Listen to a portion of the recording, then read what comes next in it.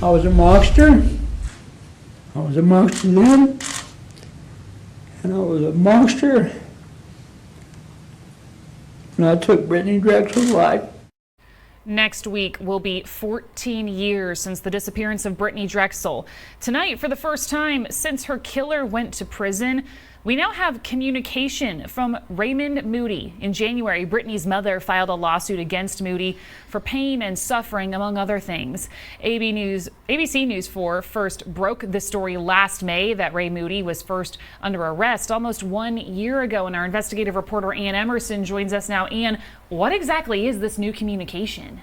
Well, Katie, it's this, a short handwritten response from Ray Moody from his prison cell. It was filed with the court just 4 days ago. Moody declined to cooperate with discovery, writing, "I do deny each and every question, statement listed in the request for admission. I've been in touch with Dawn Pleckan's lawyer, who tells me this suit is unprecedented here in South Carolina. Normally a family member must witness the harm, but her lawyers are still confident the suit will go forward." 14 years ago, Brittanee was in Myrtle Beach for spring break when she vanished. Dawn's lawyer expects to file more lawsuits. He added they are considering all of their options, including possible legal action against Angel Vaz. That's Moody's girlfriend and alleged co-conspirator. It's important to note she has not been charged with any crimes related to Brittanee's disappearance or murder. Right now, Moody is being held at South Carolina's McCormick Prison, the same prison where Alec Murdaugh is now held, according to ABC News 4 sources. Moody's hearing in this suit is expected to go forward later this summer, possibly August 1st. Working for you, Ann Emerson, ABC News 4. Thank you, Ann. And be sure to check out our Unsolved South Carolina podcast, Finding Brittanee Drexel. We will have a new episode coming out next week, and you can find it anywhere you listen to podcasts. 5 people were injured in a shooting this month on the Isle of Palms.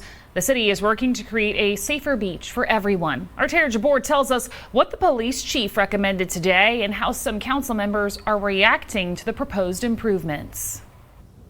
In a special called meeting, Isle of Palms Police Chief Kevin Cornett asked council to add a few things to improve safety here on the island. Now, that list ranged from adding more cameras to implementing an ordinance for large gatherings. The Isle of Palms is known for its beaches, and for Karen Brown, it's always been a safe place to visit. But she feels some changes could be made. Our policemen and our safety officers being a little more present and going back to walking the beat. Police Chief Kevin Cornett is focused on increasing safety. I would never say that you don't need more police officers. We are an island that has an increase in people during the summer season.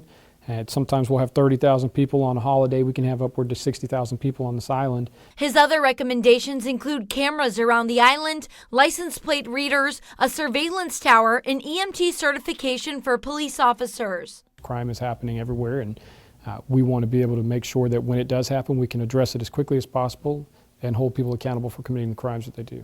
Councilman Blair Hahn says he feels like all of Chief Cornett's recommendations are a good thing, but one thing stuck out to him. We already have license plate readers in other parts of the Low Country, and that allows us to track who's coming on our island, who's going off our island. Isle of Palms is also considering an ordinance for large gatherings with more than 25 people. The list is long and will have to be considered by council for budget. Hahn says that means the soonest we could see change would be at the end of beach season. I think it's important, and I expect that we'll be able to find ways to fund what is needed to make sure that we have a safe, fun environment. And the next Isle of Palms City Council meeting is on Tuesday at 6 o'clock. Over the weekend, a Jamestown man spent nearly 24 hours alone in what's called Hellhole Swamp. Our Conley Grayson spoke with the hunter and tells us how he made it out alive. Wesley Palmer came to Hellhole Swamp looking for a good day of turkey and pig hunting. What he thought would be a quick trip turned into an unintended overnight stay. But I mean, it definitely earned its name. Wesley Palmer was wrapping up a day of hunting. He had gotten back to his truck when he went to get his keys and felt a hole in his pocket. So he returned to the swamp. It's so thick in there. To look for his keys. And you walk 10 feet and you're not seeing any other, it looks completely different. The bandana he had used as a marker to find his way back disappeared. You can't go in a straight line. And even if you think you are, you're going circles. His only option was to follow the sun, Knee to waist deep in the swamps. setting in the west, Just to walk 10 feet takes all the energy out of you. knowing it would take him to the nearest road. That was where I fell. It was, the whole thing. By the look of his hands, chest, and legs, it was not an easy trek. And Wesley was not alone. But there were a few that just darted.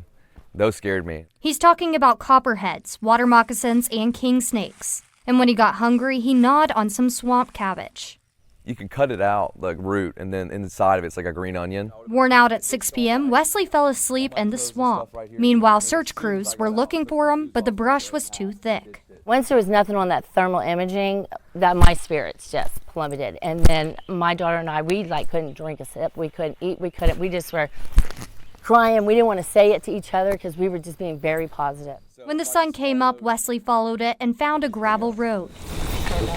30 or 40 cyclists, a ton of them. And then a few of them actually drove past because they probably thought I was like some crazy guy, shirtless, I had no shoes on. So I get out and I see him and I'm just so happy, and I ran up to him and I'm crying, and you know, and the first thing I said was like, oh my God, I didn't get to thank you. It just put my hardwood floors in last night and I didn't get to see them. I was like, I was scared I would never get to thank you. Like, it was just every what if, oh my gosh, and it was just so relieved. Wesley had to shave his head to get rid of all the ticks. She probably has a picture, yeah. It was kind of like an afro. Pants were like the real MVP of bad. He trashed his pants with the hole in the pocket. I didn't ever realize, like, your gear is your life, you know? So I have a new respect for what I'm buying him. Despite Wesley's experience, he says he's ready to get back out and hunt again. In fact, he's applying for the show alone to put his survival skills to the ultimate test.